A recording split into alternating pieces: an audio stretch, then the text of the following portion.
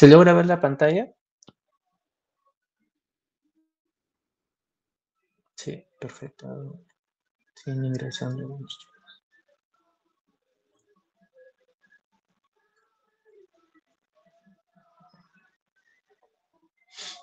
Ya, muy bien, chicos. Bueno, vamos a hacer esta clase de enfermedades tubulointersticiales. Es una clase muy rápida. Uy, ¿cuánto me van a ingresar? Ya, creo que ya nadie más. ¿Cuántos somos en total?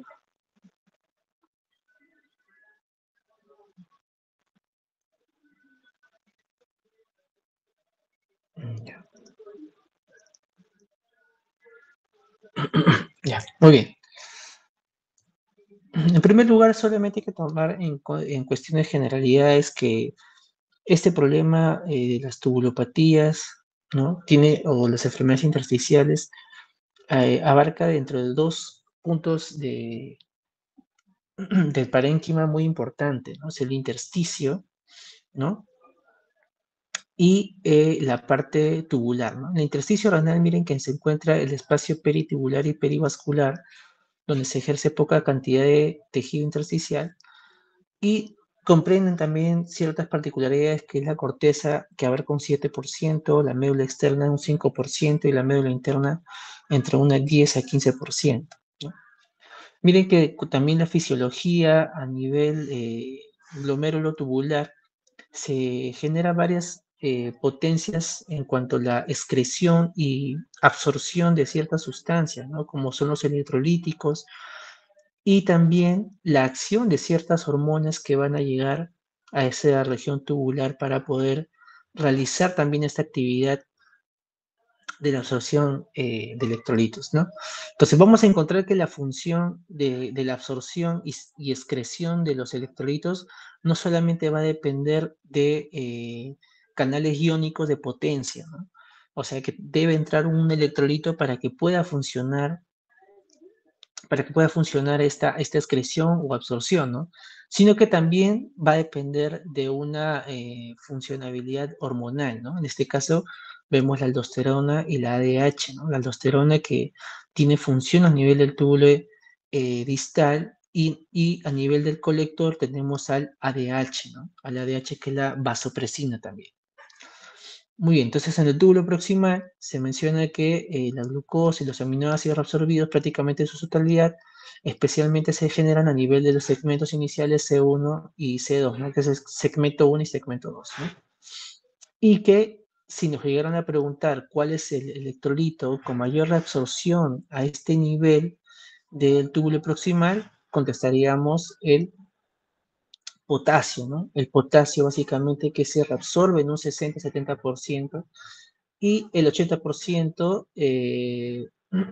también de bicarbonato que puede ser excretado, ¿no? Que básicamente se excreta. A nivel del asa de Henle tenemos este canal iónico que es el sodio-potasio 2-cloro, ¿no? Pero miren que para que funcione esta bomba necesita que haya este cambio iónico, ¿no? Que es el ingreso de sodio y excreción del hidrogenión, ¿no? Esta es la luz tubular, ¿no? Y es donde para que funcione este mecanismo de bomba iónica, debe realizarse este intercambio iónico que es el ingreso de sodio y salida de hidrogenio. Una vez que se establece esta funcionalidad o este cambio iónico, recién la bomba sodio-potasio 2-cloro va a poder tener funcionalidad e ingreso de estas sustancias a nivel intracelular tubular. Y es un mecanismo muy importante tener en cuenta eso. ¿Por qué? Porque aquí va a tener función, ¿qué cosa? Los diuréticos de asa, ¿no? Como la furosemida, otros medicamentos como la bumetanida, ácido etacrínico, ¿no? Que van a inhibir esta bomba, ¿no? Por lo tanto, si se inhibe esta bomba, va a haber pérdida de estos tipos de electrolitos, ¿no? Que es el sodio, potasio y cloro, se van a eliminar por la orina. Miren que también el cambio iónico de este hace el ingreso de qué cosa, como un ingreso de difusión paracelular, ¿no? Este ingreso que ustedes ven, ¿no? Que es el ingreso de la bomba yodo sodio potasio, ¿no? Este ingreso que ven es canal dependiente, se le conoce como canal dependiente, ¿no? Pero es un ingreso intracelular. Pero hay otro tipo de transportes que son como este, ¿no? La difusión paracelular, ¿no? Y esta difusión paracelular es porque ingresa también ciertos electrolitos, pero no por la misma célula, ¿no? Sino que ingresan entre células tubulares y que esas de frente van a llegar hacia el líquido intersticial renal.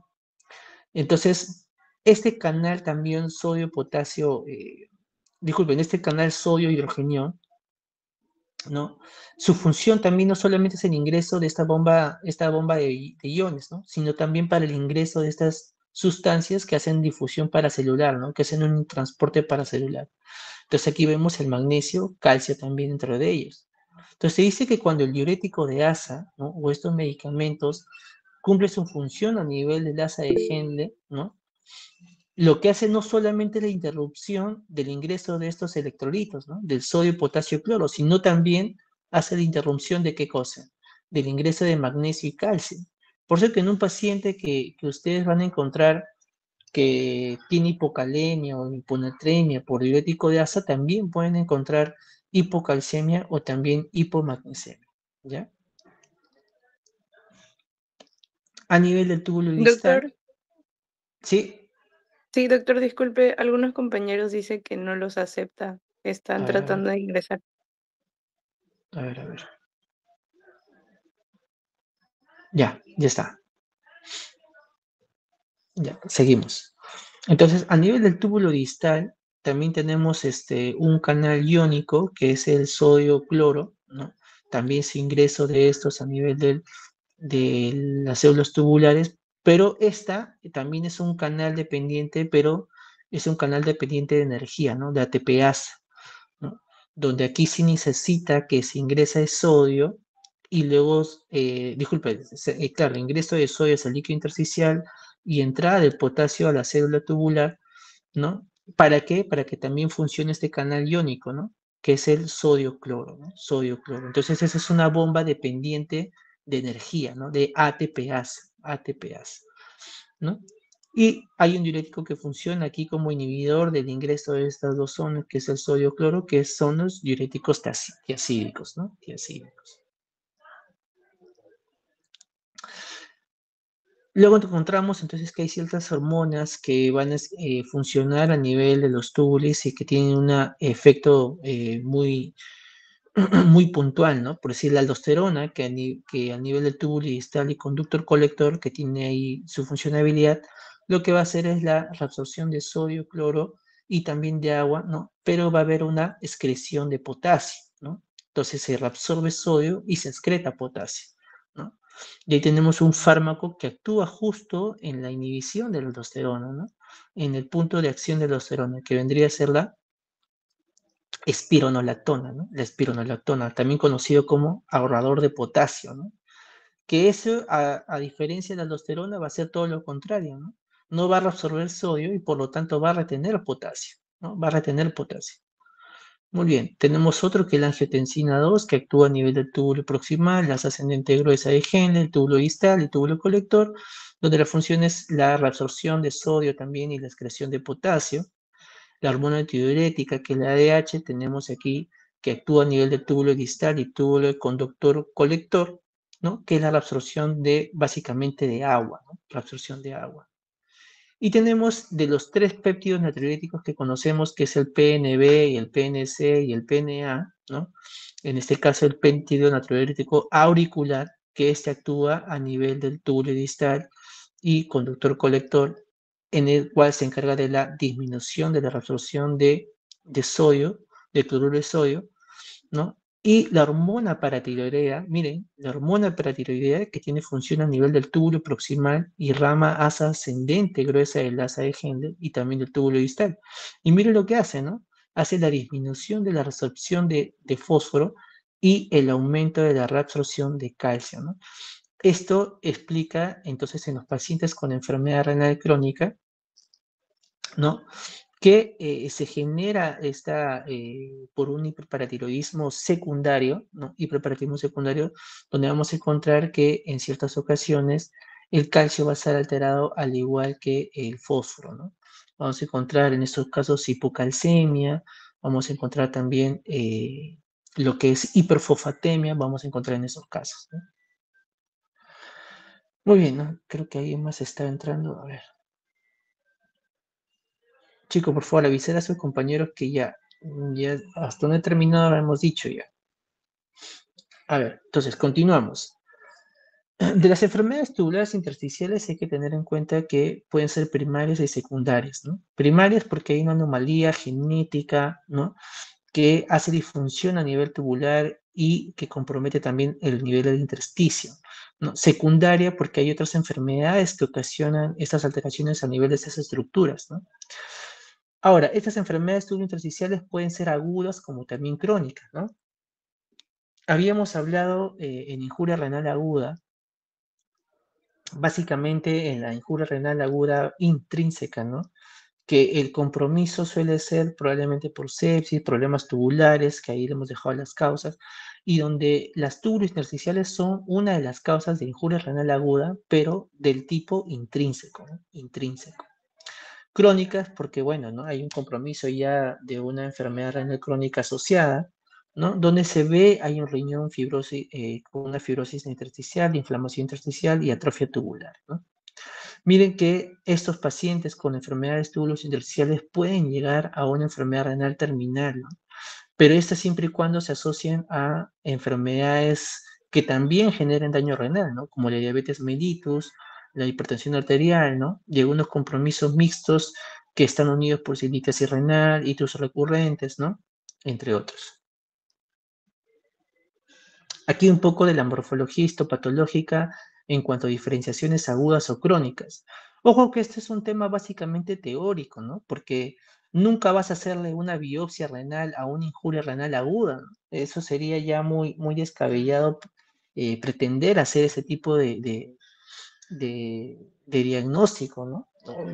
No sé si alguien llegara a conocer que han hecho biopsia por injuria renal aguda o biopsia por enfermedad renal aguda, ¿no? Pero solamente se da como contexto teórico, ¿no? De un edema intersticial, una infiltración cortical y medular por células mononucleares y polimorfos nucleares, ¿no? A nivel crónico se observa fibrosis básicamente intersticial, con algunas presencias también de células infiltrativas inflamatorias como lo son los mononucleares. Entonces, ¿cuáles son las causas que generan esta enfermedades túbulos intersticiales, ¿no? Entonces, tenemos una de esas, la más frecuente suele ser esta, ¿no? Nefritis intersticial aguda, ¿no? Nefritis intersticial aguda. Y preguntas de examen son estas, ¿no? ¿Cuáles son las causas que generan una nefritis intersticial aguda, ¿no? Y básicamente es esto, ¿no?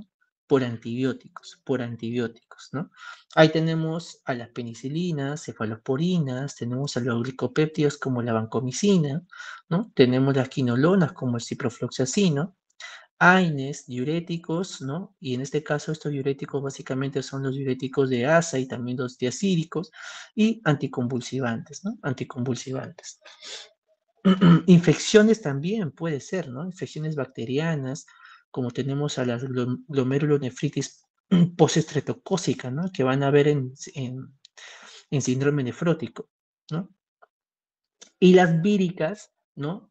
Que suelen ser básicamente en las cuales pueden ejercer una patología nefrotóxica, ¿no? Nefrotóxica, básicamente.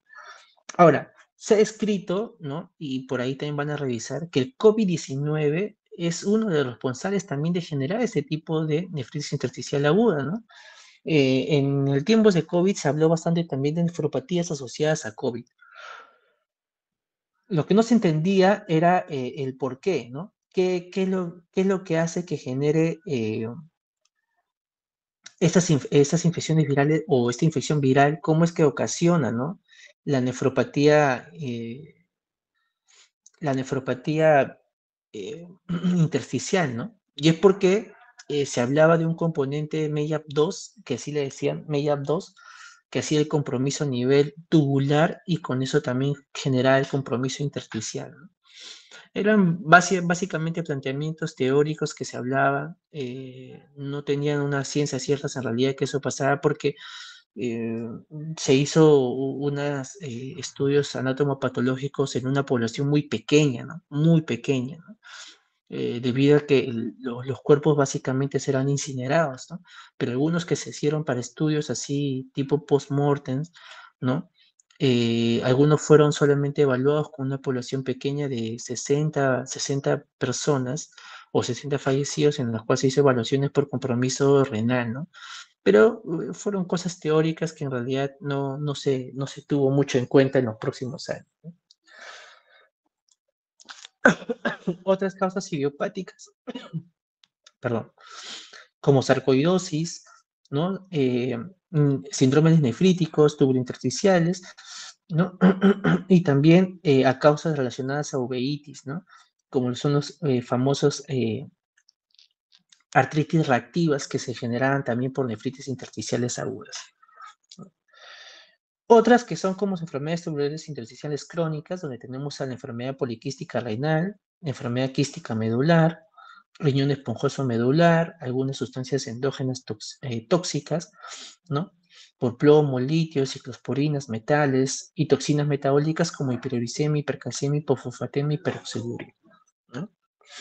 De estas me tendría que centrar esta de aquí, ¿no? La enfermedad renal poliquística. Una cosa es cuando ustedes vean el concepto de enfermedad renal quística y enfermedad poliquística renal. Esos son conceptos muy diferentes, ¿ah? La enfermedad quística renal es porque aparece básicamente los quistes solamente mediados al riñón, pero la enfermedad poliquística renal es porque este paciente, muy aparte de presentar quistes a nivel renal, pueden también presentarse quistes en otros órganos, ¿no?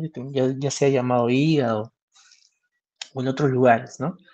¿Por qué es importante conocer esta enfermedad poliquística renal? Porque se asocia bastante a qué cosa? A hipertensión secundaria y a infartos cerebrales, ¿no?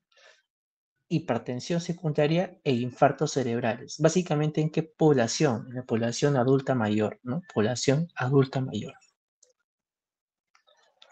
Entonces, si le ponen un caso, ¿no? De un abuelito que hace hipertensión de la noche a la mañana, ¿no?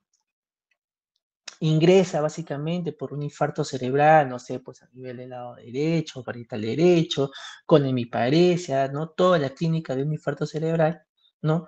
Te preguntarán, ¿no? ¿Cuál es el factor más importante, ¿no? Y te ven que ahí como tiene antecedente, enfermedad poliquística renal. Ese es un factor de riesgo muy importante para que haya hecho este paciente un infarto cerebral, ¿no? Un infarto cerebral. Otros trastornos inmunitarios, ¿no? Miren, el síndrome de Sjögren, ¿no? El síndrome de Sjögren, que también es parte de generar nefritis intersticiales agudas, enfermedades tubulointersticiales, ¿no? Trastornos neoplásicos, tenemos leucemia, linfoma, mieloma múltiple, ¿no? Acuérdense que el mieloma múltiple es característico de un paciente que presenta anemia e hipercalcemia, ¿no? Anemia e hipercalcemia, donde el paciente se queja bastante de qué cosa? De dolores óseos, ¿no? Dolores óseos. Y que en ocasiones puede presentar fractura patológica, ¿no? Es decir, el paciente de pronto está descansando, se levanta para despertarse y cuando se levanta suena un crujido, ¿no? Un crujido a nivel de la columna. Pero doctor, no ha hecho ningún movimiento drástico, sí, pues, ¿no? A esas son las llamadas fracturas patológicas, ¿no? Que son huesos comprometidos y que por el mínimo esfuerzo que se hace una fractura de este hueso y lamentablemente genera este compromiso, ¿no? Que lo hace el mieloma múltiple, ¿no? Situaciones distintas, disculpen, situaciones similares a manifestaciones clínicas de mieloma múltiple también son alguna radiología que van a encontrar en sal y pimienta, ¿no? Sal y pimienta a nivel de cráneo, ¿no? Que son lesiones osteolíticas, ¿no? Pero si sospechan de un paciente con mieloma múltiple, con compromiso renal, siempre piensen en un paciente con anemia y que también tenga hipercalcemia, ¿no? Entonces, cuando revisen eso o le pregunten algún examen, ¿no? Siempre revisen el contexto, ¿no? Paciente anémico con hipercalcemia, que es un compromiso tubulointersticial, pensar en mieloma múltiple. Nefropatías de pranocínticas, pielonefritis crónica, obstrucción crónica de vías urinarias y reflujo vesicolateral con otros compromisos aquellos. Entonces, en la nefritis intersticial aguda, tenemos la fisiopatología son ocasionadas por células infiltrativas, básicamente células T, ¿no? Y los monocitos, ¿no? Otros compromisos también vamos a encontrar a nivel de la histopatología son células plasmáticas. Pero ¿cuál es lo patognomónico? ¿Cuál es lo patognomónico de ver a nivel de la nefritis intersticial aguda? Es esto de aquí, la presencia de eosinófilos. Y ojo que en algunos exámenes de laboratorio de orina, en algunos hospitales, no te van a testear los eosinófilos, ¿ya? No van a testear los eosinófilos, van a testear ¿qué cosa? Leucocitos. Entonces, eso es lo que a veces he conversado con los chicos en la práctica y también en las simulaciones, ¿no? No toda leucocituria es sinónimo de infección urinaria, ¿no? Es también pensar en este tipo de patologías, ¿no? Que es la nefritis intersticial aguda, ¿no? Porque lamentablemente en algunos laboratorios no te van a expresar los sinófilos, ¿no? Te van a expresar como leucocitos nada más. Y esa leucocituria es donde tiene que llamarte la atención, ¿no? Pero si tienes un laboratorio muy especializado, ¿no? Y te van a testear los eosinófilos, presencia de eosinófilos es ya correlación a una parte de una interferencia intersticial aguda, ¿no?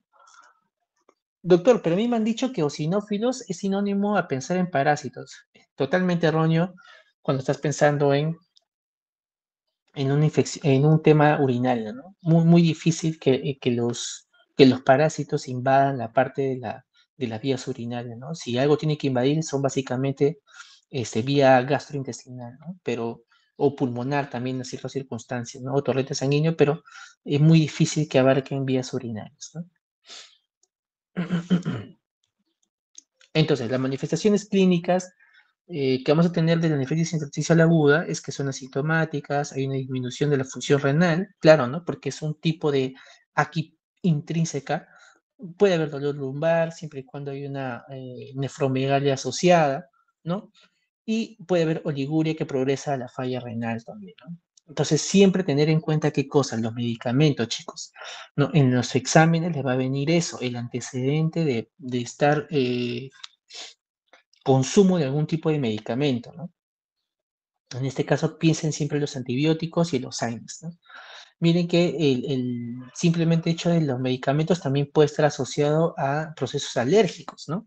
Que el paciente de repente venga con rash maculopapular, ¿no? Y eso me acuerdo que vino en un examen, ¿no? En un examen de internos, me acuerdo que le vino así, ¿no? El caso de un paciente que vino con un rash papular, ¿no? Luego de haber consumido corticoides, dexametasona, ¿no? Que presenta un tiempo de enfermedad de 1 o 2 horas, con bastante prurito en todo el cuerpo. A la evaluación le encuentran, ¿no? Lesiones abonosas a nivel de la piel, ¿no? Pero que a pesar de la indicación de la medicación, que es los antihistamínicos, ¿no? No mejoraba el cuadro, entonces el paciente reingresa, ¿no? Le ponen así, paciente reingresa de emergencia por no mejoría y porque también empieza a presentar oliguria, ¿no? Síntoma de qué cosa, de injuria renal aguda, ¿no? Le hacen un control de creatinina, la creatinina sale en 2 y a nivel del examen de orina encuentran leucocituria, ¿no? Entonces ahí, como estábamos justo con el tema de infección urinaria, pusimos ahí de engaño, ¿no? Dentro de la alternativa, pusimos infección urinaria con compromiso dermatológico. La mayoría cayó en eso, ¿ah? Se la creyeron, dijeron que una infección urinaria puede ser compromiso dermatológico.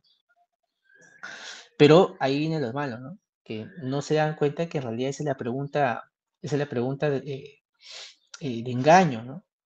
Que tiene que hacerte pensar que la leucocituria entonces no es por una infección urinaria, sino nunca vino por síntomas urinarios, ¿no? Entonces pensar que podría ser por este compromiso de la nefritis intersticial aguda.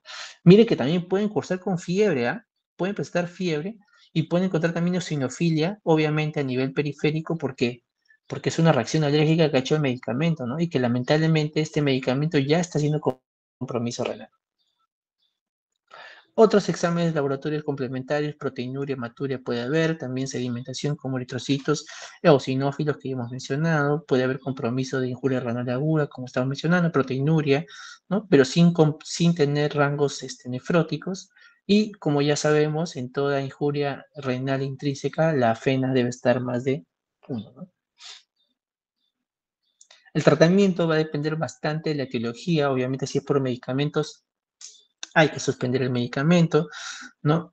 El daño prolongado puede ser reversible, ¿no? Y el factor pronóstico va a ser dependiendo de las áreas de infiltración que se hayan generado y que a la larga generen también fibrosis. Esta dosis de corticoides y clofosfamida, ojo que no se da en todos los pacientes con nefritis intersticial aguda. Estas son aquellas que se relacionan a enfermedades autoinmunes, ¿no? A otras enfermedades autoinmunes.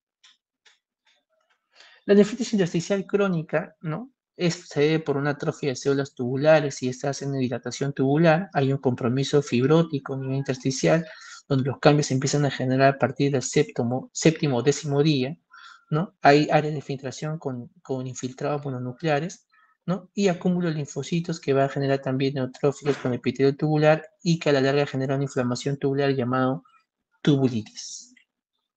Las manifestaciones clínicas suelen ser generales, ¿no? Debilidad, náusea, nictura, hipertensión, un 50% que se pueden asociar, ¿no? Laboratorios casi similares como proteinuria, hematuria, glucosuria, ¿no?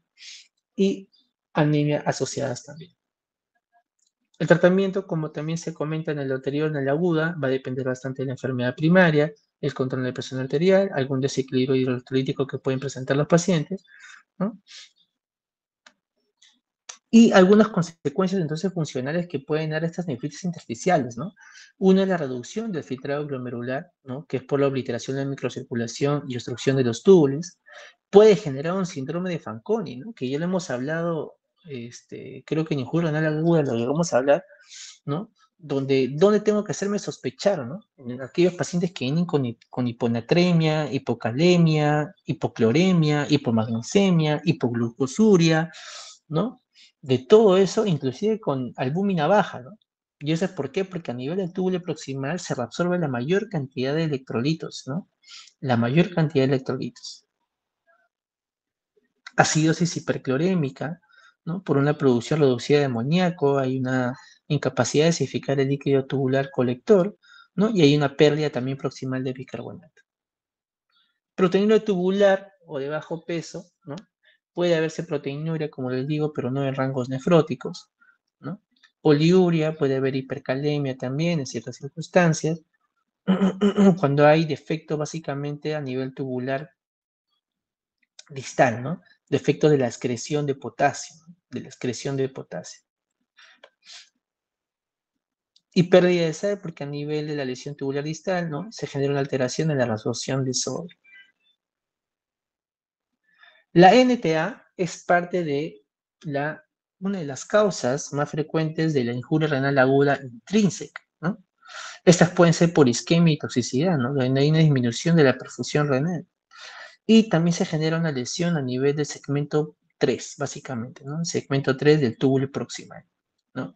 A nivel también de la porción gruesa del asa de Henle, túbulo distal y colector. Aquí lo que vamos a encontrar es un riñón aumentado de tamaño, ¿no? ¿Propio de qué cosa? Propio de la injuria renal aguda. Ya saben, ¿no? Eso es la diferencia clásica de una injuria renal aguda con una enfermedad renal crónica, ¿no? En la injuria renal aguda vamos a encontrar un riñón aumentado de tamaño a diferencia de la enfermedad renal crónica. Pero ojo, ojo, que hay patologías que generan nefromegalia dentro del contexto de una enfermedad renal crónica. ¿Ya? Entonces, para eso hay que hacer un tipo diferencial para eso. ¿Ya? Tenemos ensanchamiento, tenemos ensanchamiento de la corteza, congestión de la médula, aumento de fricción córtico-medular. Y a nivel histológico, lo que vamos a encontrar es esto, miren cómo están los túbulos, ¿no? Totalmente dilatados, ¿no? Totalmente dilatados estos túbulos. Y inclusive también tienen pérdida de ¿qué? De su contorno arquitectónico, ¿no? Porque normalmente no son así las células, ¿no? Son más cilíndricas, básicamente, ¿no?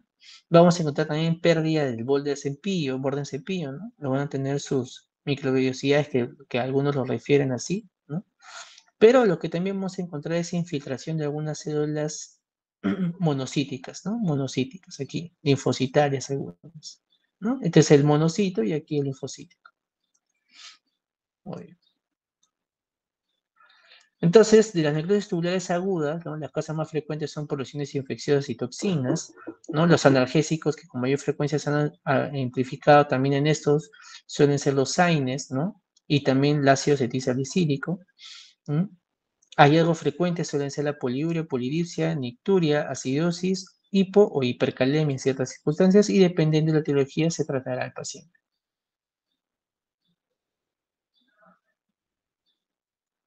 A ver, un momento chicos.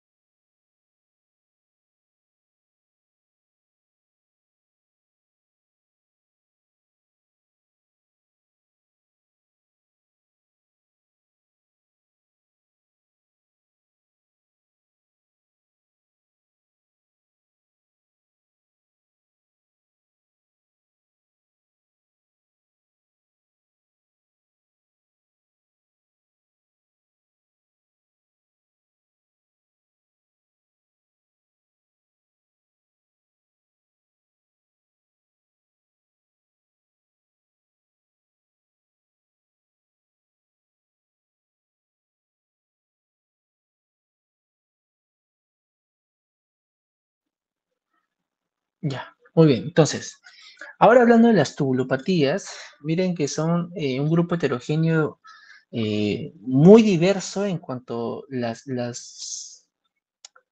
enfermedades que se pueden asociar a esta y también las mismas que son de origen primario, ¿no? De los origen primario, casi en un paciente que tú sospechas una tubulopatía, no va a ser tu primera circunstancia etiológica que vas a pensar. Ojo, ¿ah?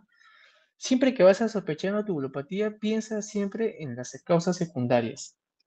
Casi nunca piensa en las primarias, ¿no? ¿Cuándo pensarías en las primarias? Cuando el paciente en realidad sea de corta edad, ¿no? Durante la infancia, la niñez, ¿no?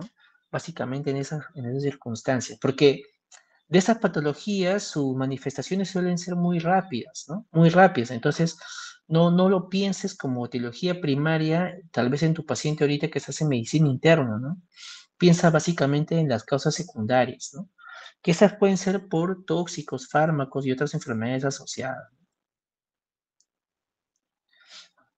El diagnóstico entonces de estas hay que averiguar mucho la anamnesis, ¿no? La historia familiar del paciente, algunas circunstancias obstétricas y neonatales, pero esta básicamente ¿para qué es? Esta anamnesis que tú estás viendo de historia familiar, antecedentes obstétricos y neonatales, ¿eso para qué te va a ayudar? No te va a ayudar para la secundaria, ¿no? Eso te va a ayudar básicamente para las primarias, ¿no? Para las primarias, ¿no? La exploración física, ¿no? Básicamente ver el crecimiento y desarrollo del paciente, ¿no? Y eso básicamente también son datos para qué, para las primarias, ¿no? Anomalías en órganos o de los sentidos también, ¿no? Que de repente el paciente fue prematuro, tiene una normalidad de repente en desarrollo, y eso hay que pensar básicamente en las primarias. Evaluación de la función renal, ¿no? Que donde evalúan la orina, volumen urinario, si hay cálculos, cálculo de filtrado glomerular renal, ¿no? Funciones tubulares, ¿no? Para ver la excreción de todos los electrolitos, ¿no? Y otros estudios como la ecografía renal y entre otros. Entonces, cuando ustedes sospechen tubulopatía, chicos, o le pongan un examen de una pregunta de tubulopatías, si le ponen algún criterio, ¿no? Algún criterio eh, de antecedente neonatológico o antecedente obstétrico, ¿no? Que tuvo un problema durante su nacimiento, no sé, pues se cayó, lo que sea, pero algo que sea un componente neonatológico, obstétrico u obstétrico, esas causas, lo que ustedes van a buscar en la respuesta es alguna causa primaria. Olvídense de la secundaria, ¿no? Pero si fuera ya un tema ya de un paciente ya de cuarenta y tantos años, ¿no? Treinta y tantos años, ¿no? Ya ubíquense en la parte secundaria. Entonces, una de ellas es la acidosis tubular renal, ¿no? Una condición en la cual la acidosis metabólica se debe al descenso de la secreción tubular neta del hidrogenio, ¿no? Esto es básicamente ocurre a nivel del túbulo proximal, ¿no? Grupo de efectos de transporte en la reabsorción de bicarbonato, excreción de iones, ¿no? De hidrogenión o de ambos, ¿no? Se caracteriza porque hay una tasa de filtración glomerular relativamente normal y una acidosis metabólica hiperclorémica. Entonces, ¿en qué consiste hay diferentes tipos, ¿no? La acidosis tubular renal tipo 2, que esta es la que se asocia a qué cosa? Al síndrome de Fanconi, ¿no? Al síndrome de Fanconi que ya hemos hablado. Aquí se trata porque hay una reabsorción proximal deficiente ¿de qué? De bicarbonato, ¿no? ¿No? Y el 90% de la absorción se da a nivel del túbulo proximal. Ojo, ¿ah? Lamentablemente, como este defecto está a nivel del túbulo proximal, todo este 90% que debería absorberse no se da, no se da. Por lo tanto, la mayoría de sustancias se van a perder por la orina, ¿no? Ya sea, ya, llámese el potasio, sodio, cloro, glucosa, ¿no? Proteínas, todo se va a perder a ese nivel, ¿no? Pero mire que a pesar de perder todos esos electrolitos, ¿no? Los individuos normales son eubolémicos, ¿no? Eubolémicos, o sea, no vas a encontrarlo deshidratado a ese paciente, ¿no? ¿Ya? Entonces, lo importante del ATR tipo 2 es esto, ¿no? La deficiencia de la reabsorción proximal de bicarbonato y la pérdida de sustancias como los electrolitos que he mencionado por la orina, ¿no? Entonces, cuando tú le pidas examen electrolitos en la orina, vas a encontrar hipercaliuria, hipercalciuria, hiperglucosuria, hipernatriuria, ¿no? Pero eso es en el examen de orina. En el examen sérico vas a encontrar todo lo contrario, ¿no? Hipocalemia, hiponatremia, hipoglicemia, hipocalcemia, ¿no? Y aquí tienes, ¿no? Las causas de ATR proximales. Entonces, las de tipo 2, miren, tenemos causas por osteopetrosis, ¿ves? Un defecto básicamente a nivel de la infancia, ¿no? ATR proximal aislada, síndrome de Fanconi genéticos, ¿no? Secundarias, ahí tenemos inhibidores de migrasa carbónica, cistenosis, por medicamentos que vendrían a ser las tetraciclinas, el mieloma múltiple, miren que ya hemos hablado, ¿no? Que ocasiona ATR proximal, amiloidosis, ¿no? Amiloidosis, y ese es también tener en cuenta que de repente la pregunta viene con ese tipo de pacientes, ¿no? Amiloidosis. ¿Por qué? Porque aquí puedes encontrar que te hagan la pregunta trampa, ¿no? Que puede estar asociado a qué cosa? A síndrome nefrótico, ¿no? Amiloidosis, paciente con síndrome nefrótico, ¿no? Que hace este depósito de proteínas a nivel de donde? A nivel glomerular y tubular, ¿no? A nivel glomerular y tubular. Por eso que el paciente hace síndrome nefrótico. Hace síndrome nefrótico por el compromiso glomerular, ¿no? Y se pierden proteínas obviamente ahí, hace síndrome nefrótico, donde más se deposita también a nivel tubular y por eso hace ATR. ATR. ¿Ya? Tenemos otros igual, ¿no? Síndrome de Sjögren. ¿Qué otras evidencias puedo ver? Entonces, miren lo que ven, ¿no? Hipocalemia, lo que les dije, ¿no? Y todo lo demás, aminosiduria, glucosuria, perfosfaturia, uricosuria, bicarbonuturia, todo lo que se les ocurra le va a salir por la orina, porque a nivel proximal se genera la mayor absorción de electrolitos. Y obviamente, por el tema de la pérdida también de calcio que va a haber ciertos signos de osteomalacia, ¿no? A nivel óseo. Entonces, el síndrome de Fanconi, ya hemos dicho, ¿no? Que es un síndrome básicamente primario básicamente, ¿no? Que se da a nivel del túbulo proximal, ¿no? En este caso puede ser autosómico recesivo. Hay casos también secundarias que generan síndrome de Fanconi, que es cistenosis, tirosinemia y galactosemia, ¿no? Pérdida urinaria de aminoácidos y todas otras sustancias más como el calcio, fósforo y bicarbonato, ¿no? Lo que se hace en estos casos es ¿qué cosa? Reemplazo de sustancias excretadas. Lamentablemente, debe hacerse este reemplazo de esas sustancias de manera continua, ¿no? De manera continua, ¿no?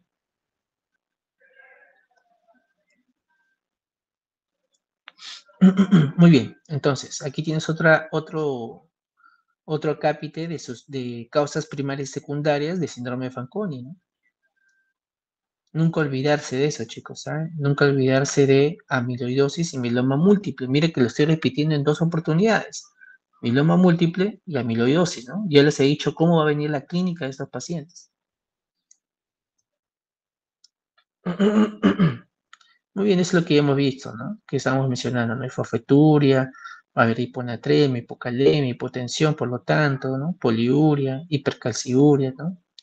Es básicamente el paciente con síndrome de Fanconi. El síndrome de Bartter, ¿ya? El síndrome de Bartter, que es otro tipo de tubulopatía, ¿no? Este se da a nivel del asa de Henle, ¿ya? A nivel del asa de Henle. ¿ya? Este paciente va a presentar hipotensión también porque hay una pérdida de sodio, va a haber una hipomagnesemia, hipercalcemia, aquí sí va a haber la absorción de calcio, ¿no? Que a la larga pueden generar, ¿qué cosa? Litiasis, ¿no? Formación de cálculos, ¿no? Por fosfato de calcio se empiezan a precipitar y forman la litiasis urinaria, ¿no? Puede haber también alcalosis hipocalémica en ciertos casos de estos pacientes, ¿no? En su mayoría, este síndrome de Bartter suele ser primario, ¿no? Es casi prácticamente causa primaria, ¿no? Por eso se conoce que es de una enfermedad asociada autosómica recesiva, ¿no? Aquí se da pérdida de sodio y potasio por orina, ¿no? Aquí sí hay activación del eje heroína-angiotensina-aldosterona, ¿no? La presión arterial va a estar normal por efecto de las prostaglandinas y las bradicininas, pero hay ciertos casos en que no va a responder a esta activación del sistema renina-angiotensina-aldosterona y el paciente puede generar hipotensión por la pérdida masiva de sodio que presenta el paciente, ¿ya? Una pérdida masiva de sodio. Va a haber aumento de excreción de magnesio, por lo tanto la hipocalemia en su mayoría puede ser refractaria, ¿ya? Esta es una de las causas también de generar hipocalemia refractaria. El síndrome de Fanconi y el síndrome de Bartter son dos patologías que pueden ocasionar hipocalemia refractaria, ¿no? O sea que por más que le repongas potasio, no va a responder. Pero ojo que el primero, el Fanconi y el Bartter, más allá de que no pueden generar su absorción, también va a ser por la excreción de magnesio, ¿no? Porque en el Fanconi también se pierde magnesio. Entonces, siempre considerar eso, ¿no? Que tú tienes una hipocalemia que es refractaria, ¿no? Y no resuelve, entonces siempre dósale qué cosa, magnesio, dósale magnesio, ¿no? Porque estas dos, el magnesio, ¿qué hace? El magnesio hace que también ingrese el potasio a nivel intracelular. Si no hay magnesio, se pierde entonces el potasio, ¿no? Y no permite su ingreso. Por eso la reposición tanto de frente a una hipomagnesemia y una hipocalemia, la reposición de magnesio es principal. Más allá también de reponer el potasio, ojo. Si tú repones el magnesio, créeme que esa hipocalemia, luego tú lo vas a reponer y va a empezar a controlar. Pero si no controlas la hipomagnesemia, por más que le pongas potasio a ese paciente, va a seguir consumiéndose porque se va a perder. No hay nada que lo haga ingresar intracelular por parte del magnesio. Entonces mira acá que la ingesta suele ser ingesta de cloruro de sodio y potasio, y espironolactona para el tema de ahorrador de potasio, ¿no? Como parte de coadyuvante, y los AINES por sincal. Bueno, los AINES no va, ¿no? Ahí es un error. Básicamente es la espironolactona en ingesta de sodio y cloruro, de potasio y cloruro de sodio. A nivel del túbulo distal está el síndrome de Giedelman, ¿no? Que también se puede ver por el uso de diuréticos tiazídicos. El paciente también puede presentar hipotensión, hipocalciuria y puede haber también alcalosis hipocalémica, ¿no? Síndrome de Giedelman, que es a nivel del túbulo distal. Luego tenemos la acidosis tubular renal tipo 1, ¿no? Tipo 1. Ese se debe por la descenso de excreción neta de hidrogeniones en túbulos colectores, ¿no? En su mayoría también suelen ser congénitos, ¿ya? Suelen ser primarios totalmente, ¿no? Aquí se va a generar básicamente una acidosis tubular más una hipocalemia también. Aquí se retiene bastante hidrogenión, lo que causa descenso progresivo en la concentración de bicarbonato, ¿no? La etiología puede ser por síndrome de Sjögren, artritis reumatoidea, hipercalciuria, inhalación de tolueno, deshidratación grave, ¿no? O las mismas acidosis tubulares renales hereditarias. El cuadro clínico, miren que suelen ser asintomáticos o con algunas dolencias en relación a los calculogénesis, ¿no? Que habíamos dicho, ¿no? La precipitación de estos cálculos por a veces la hipercalcemia persistente, ¿no? Y puede haber precipitación de cálculos que se pueden generar a nivel del parénquima renal. Por tanto, también hay que tener cuidado los signos de hipocalemia, ¿no? Los signos de hipocalemia, que es, algunas veces hay flacidez muscular, ¿no?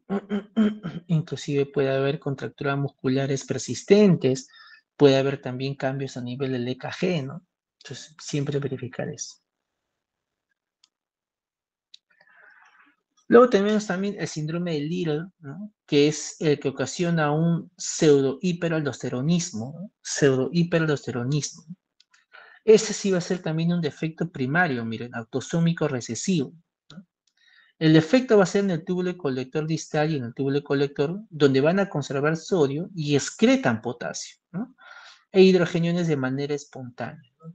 Este básicamente se caracteriza porque el paciente sí llega a haber una sobreexpresión de la aldosterona y esto hace que se produzca excreción más de potasio y por lo tanto mayor absorción de sodio.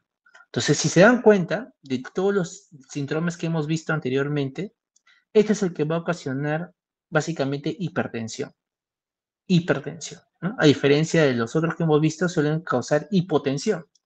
Este síndrome de Little ocasiona hipertensión. Hipertensión más alcalosis hipocalémica, ¿no? Porque va a perder potasio, ¿no? Síndrome de Little, ¿no? Entonces, en el contexto del caso clínico le pueden poner eso, ¿no? Una hipertensión asociado a alcalosis hipocalémica. Alcalosis hipocalémica, ¿no?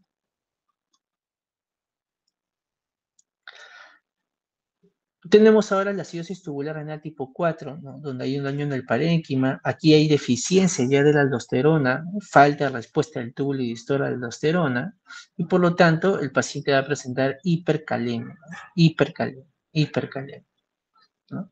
Entonces aquí tenemos una acidosis hipercalémica, ¿no? Va a ser también, esto va a ser ocasionado por daños, por enfermedades subyacentes, una de esas son más principales son la diabetes mellitus, ¿no? El daño puede ser a nivel del túbulo colector cortical, ¿no? Y el átomo diurético de potasio que pueden ayudar con el tema de empeorar el cuadro, ¿no? Empeorar el cuadro. Luego tenemos esta enfermedad, ¿no? La diabetes insípida nefrogénica, ¿no? Que eso se da a nivel del el túbulo colector, básicamente, ¿no? Este suele ser un trastorno recesivo ligado al cromosoma X, ¿no? Donde los túbulos colectores medulares no responden a la acción de la hormona antidiurética, ¿no? ¿Y qué hacía la hormona antidiurética a nivel del túbulo colector? Lo que hacía es la reabsorción de agua, básicamente, ¿no? O el control, básicamente, de la reabsorción y excreción de agua, ¿no? Entonces, cuando no funcionan y no responden a la ADH, ¿no? A la vasopresina, ¿qué pasa? Entonces el paciente empieza a presentar poliuria porque no reabsorbe agua, ¿no? Polidipsia, ¿no? Porque esta poliuria marca el tema de la hidratación del paciente y va a generar como una respuesta de una retroalimentación positiva de que el paciente necesite agua, ¿no? Por eso que hay bastante ganas de tomar agua, ¿no? Polidipsia, ¿no? Va a haber una deshidratación hipertónica porque en vez de reabsorber agua, va a reabsorber más sodio que agua, ¿no? Por eso se dice una deshidratación hipertónica, porque el paciente va a tener retención de sodio, ¿no? Pero también a nivel sérico vas a encontrar una hipernatremia. Y eso es porque la acción de la vasopresina o del ADH es una reabsorción de agua, tiene un nombre propio, ¿no? Recepción de agua selectiva, disculpen, reabsorción de agua selectiva, ¿no? Ustedes van a ver que en todo el contorno tubular, la mayoría de veces que uno reabsorbe sodio, también reabsorbe agua, ¿no? O si reabsorbe agua, también reabsorbe sodio. Eso es lo que pasa casi en todo el túbulo proximal, distal, ¿no? Pero donde se genera una reabsorción selectiva de agua, solamente va a ser a nivel de túbulo colector, ¿dado por quién? Por la hormona antidiurética, ¿no? Por la hormona antidiurética. ¿No? Esa solo va a reabsorber agua, ojo, ¿ah? Solo va a reabsorber agua, ¿no? Pero no reabsorbe tanto, no resuelve tampoco tanto sodio.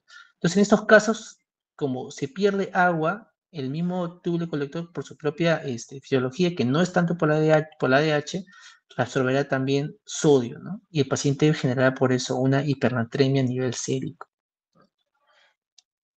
La terapia suele ser dada con diuréticos, ¿no? Con diuréticos, clorpropamida e hidratación en estos casos.